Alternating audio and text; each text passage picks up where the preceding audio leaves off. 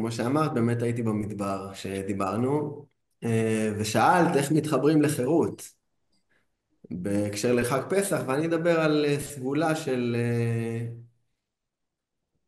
שחרור מאחזות, שמאוד קשורה לחג פסח ומאוד קשורה לחיים שלי באופן מלא.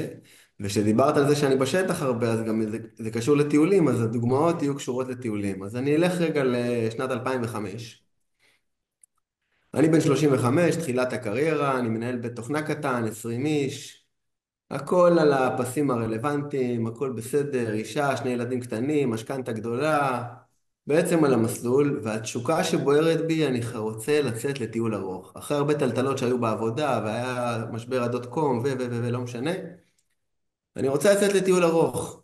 ואני בא ושם את המפתחות ואומר לבעל הבית שלי, אני עוזב, אני רוצה לנסוע לטייל.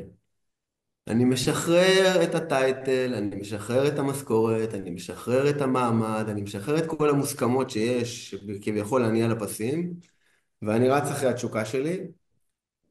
ומהון להון אמרו לי, סע, תחזור, משא ומתן, נסעתי ל4.5 חודשים וחזרתי לאותו במקום עבודה. חוויה מטורפת, מדהימה, הכל טוב ויפה.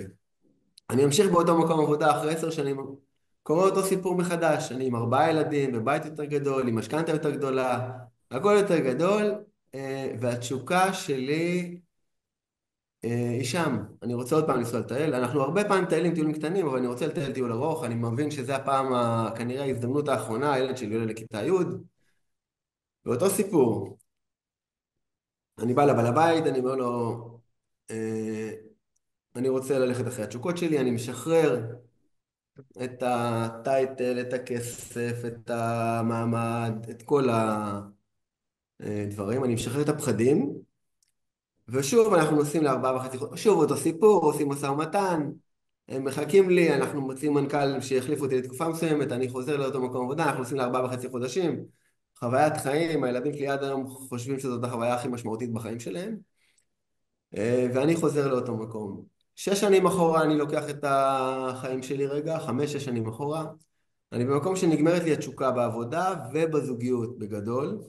אני הולך לאיזה קורס ושואלים אותי בקורס, קורס העצמה, שואלים אותי בקורס, מה אתה רוצה להשיג מהקורס הזה? ואני אומר שאני רוצה להשיג תשוקה בזוגיות ותשוקה בעבודה. אלה שני הדברים שחסרים לי היום.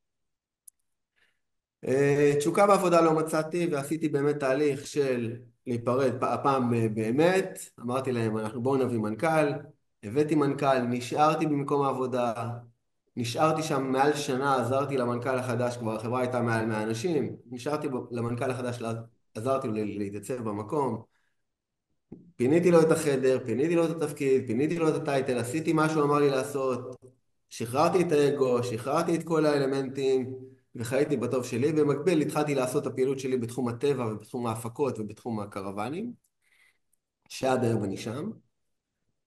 ובתחום הזוגיות, גם שם ניסיתי לשקם את הזוגיות, עשינו ביחד תהליך של טיפול זוגי שארך לא מעט זמן, ובהסכמה הגענו למסקנה שזה לא מתאים לנו, ואני יותר אולי מהצד שלי, ושחררתי בעצם גם את הזוגיות הזאת. לא היה כסח, לא היה כעסים, לא היה, כאילו לא היו דרמות. שחררנו כי פשוט זה לא היה מתאים לשנינו. 2 פגישות גישור ונגמר הסיפור. שחררתי את הבית שבניתי והשקעתי בו הרבה מאוד אנרגיה וכסף, והלכתי עם התיק הקטן שלי למקום אחר. חצי שנה אחר כך כבר הייתה לי זוגיות חדשה, ששמו אותי במקום הרבה יותר חזק והרבה יותר טוב והרבה יותר מתאים, וההרגשה שלי היא שבסוף כל פעם שלא נאחזתי בהסכמות כאלה ואחרות, שלא נאחזתי בטייטל, כסף, מעמד, כוח, אגו, אלא עשיתי מה שהלב שלי אה, הרגיש לי לעשות, אני חושב שבסוף חוויית החיים שלי הייתה הרבה יותר טובה. עוד משהו שאני רוצה אולי לדבר עליו בקטע של האחזות, לשחרר מהאחזות, זה שחרור מרגשות. אני לא חושב שיש מישהו על הכדור הזה שיש לי איזה רגשות טינה אליו.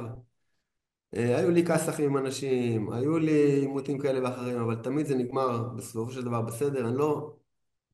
אין לי שום נטירת טינה לאף אחד על הכדור הזה. באמת אני מסתובב בהרגשה שלא חייב לאף אחד כלום, אף אחד לא חייב לי כלום. וזה מאפשר לי לחיות בעצם את החיים שלי באמת כמה שיותר קרוב ללב שלי וכמה שיותר קרוב לאמת שלי. לא יודע אם לא הספקנו לדבר על שינוי תוכניות, אבל אולי אחר כך בשאלות תתני לי קצת לדבר גם על שינוי תוכניות וכן הלאה. ובסופו של דבר אני חושב שהיכולת לשחרר מאפשרת לי לחיות חיים שהרבה יותר קרובים לאהבה, לאהבות ולתשוקות שלי, והרבה פחות לפחדים שלי. ואני באמת מרגיש שהחיים שלי, אני הולך ברוב הזמן בדרך שהלב שלי מתווה, ולא בדרך של חששות שלי, או של פחדים שלי, או שאמירות כאלה ואחרות